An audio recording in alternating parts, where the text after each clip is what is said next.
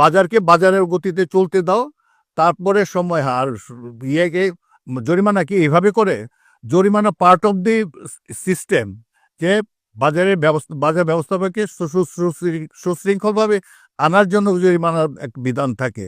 এইটা তো তোমার রেগুলার কাজ, এটাকে ঢাকঢোল পিটাতে হবে কেন? একদম, মানে এমন কি হতে পারে অনেক সিদ্ধান্ত দ্বারা ভিতরে ভিতরে নেবে। তদন্তের কথা আমরা যেটা দেখেছি, তদন্তর কথা তদন্ত please। কখন হয়? যদি সাংঘাতিক বড় কোনো ঘটনা ঘটে, তখন 80% যে সমস্ত কাজে জরিমানা এখানে করেছে, 80% অন এয়ার বসে সার্ভেলেন্সের মাধ্যমে 15 থেকে 20 মিনিটের মধ্যে তারা শেষ করে দিতে পারে, অথবা 5 মিনিটের মধ্যে শেষ করে দিতে পারে যে এই অভিযোগ আছে, তোমার বক্তব্য কি? যদি এটা গ্রহণযোগ্য হয়, সাথে সাথে ওপেন করে দাও, কিংবা সাথে সাথে তুমি জরিমানা করে দাও। এইটা 27টা 28টা একসাথে জমায় কেন তুমি জরিমানা করবা? এটা যা তোমার উদ্দেশ্য জরিমানা আদায় করে না, এটা আতঙ্ক ছড়ানো, যাতে এই মার্কেটটা না থাকে, এটা ভঙ্গুর হয়ে যায়, এই তো। আর যাতে মধ্যবিত্তের যে বিনিয়োগগুলিকে তুমি শেষ করে দিতে যাচ্ছ, তাদেরকে ক্রিপল করে দিতে যাচ্ছ, অথবা তাদেরকে খেপিয়ে তোমার অন্য একটা কোনো উদ্দেশ্য থাকে।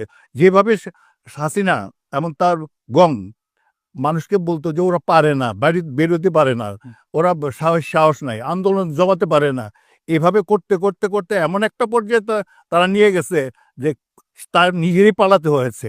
মাত্র 45 মিনিট সময় পেয়েছে সে পালানোর জন্য, এর বেশি না। সেই ধরনের একটা পরিস্থিতি সৃষ্টি করার জন্য কি উস্কানি দেওয়া হচ্ছে? এটা আচ্ছা। কার রোল প্লে করছে এই আচ্ছা, বিএসসিসি? মানে একটা আস্থাহীন পরিবেশ আসলে তৈরি হচ্ছে। আস্থা নাই, আস্থা নাই। একদম আস্থা নাই। আপনি এখন জি। আস্থা সংকটটাই প্রবল। হুম। বিএসসিসির প্রতি, বাজার ব্যবস্থাপকদের প্রতি পাবলিকের এখন কোনো আস্থা নাই। এখন যেগুলি লেনদেনগুলি দেখছেন আপনারা, সেটা just funny crossing, it's not the real picture যে এত টাকা লেনদেন হচ্ছে। 300 কোটি টাকা লেনদেন তাদের নিজেদের অস্তিত্ব জাহির করার জন্য ইনস্টিটিউশনগুলি করছে। আচ্ছা। পাবলিক পার্টিসিপেশন আছে? নাই। মানে ন্যাচারাল যে গতি, সেটাকে কি আসলে ব্যাহত করা হচ্ছে কিনা? আমি যদি একটু ফ্লোর প্রাইসের কথা বলি, প্রায় 1.5 বছর কিন্তু ফ্লোর প্রাইসে আসলে পুরো মার্কেটটা স্থবির ছিল।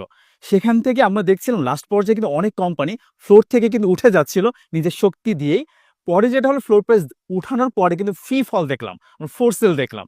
তারপরে ওখান থেকেও কিন্তু নিজের শক্তি দিয়ে মার্কেট উঠে যাচ্ছিল।